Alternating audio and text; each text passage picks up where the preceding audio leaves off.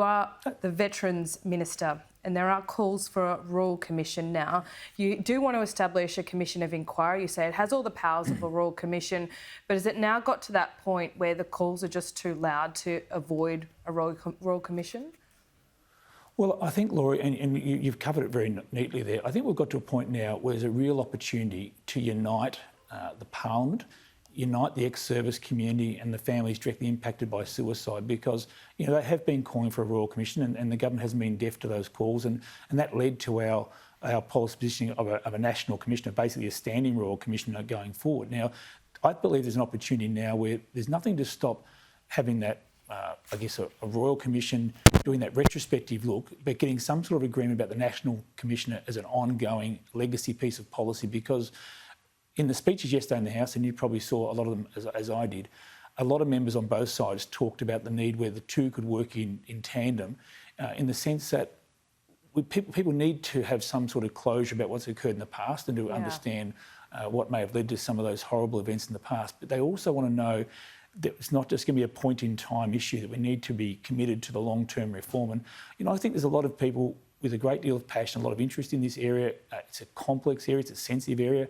I mean, in my time in Parliament, I've never dealt with a more difficult area than the issue of veteran suicide. No. And for the past 3 years, I've worked with the ex-service community, worked with colleagues across the aisle to try and get a better pathway forward.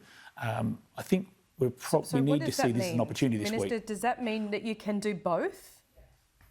Well, I think there's no reason, and the Prime Minister himself has never ruled out a Royal Commission. And yesterday we didn't oppose the motion before the House, and we didn't oppose the idea of a Royal Commission.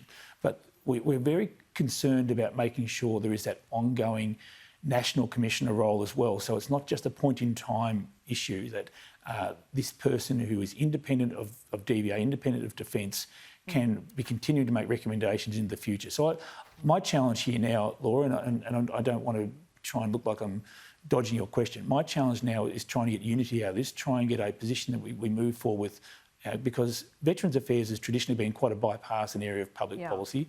We've been able to work together to try and improve outcomes for our veteran community. And there's no mistaking the passion, there's no mistaking the enthusiasm and energy for people to do better. It's a question now of getting them all to agree on the best pathway forward, because the divisiveness in some ways has been taking hope away from people. Yeah. And the one thing we can't do is take hope away from people, because when you're in a tough spot, you want to be able to see a light ahead, you want to be able to see a better future, a better path for yourself.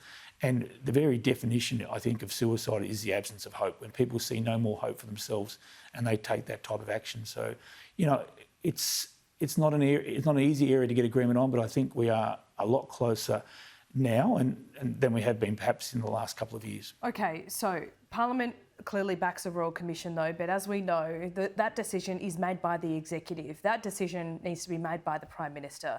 Will that decision be made this week? Will it be in tandem? Well, as you're aware, both the Senate and the House of Reps passed the motion on the voices, so it was passed unanimously. There are different views in the ex-service community about the way to progress from here. So there are some who are absolutely committed to the course of action you described, a Royal Commission only, and then there are others who are far more supportive of a National Commissioner. So again, my challenge is to work. Can you do both? This is, I guess, the point I'm trying to get to is the Royal Commission itself could have a retrospective view and look back across a period of time, and the National Commissioner could have the prospective view, be working with the current generation looking forward. Great. And that might be the path. That might be the pathway we can reach. And I'm certainly having those conversations with my colleagues across the aisle. All right, well, keep us updated, because there's many of the colleagues on your backbench as well that do want to see both of those things happen. But I know you've got a few details to work through. Darren Chester, as always, thanks so much for your time. It's a pleasure, Laura. And anyone troubled by the conversation, please contact Open Arms on 1800 011 046. Yeah, Open Arms, absolutely. It's a great service, appreciate that. And you can contact Lifeline as well on 13 11 14, and there's lifeline.org.au also at your disposal.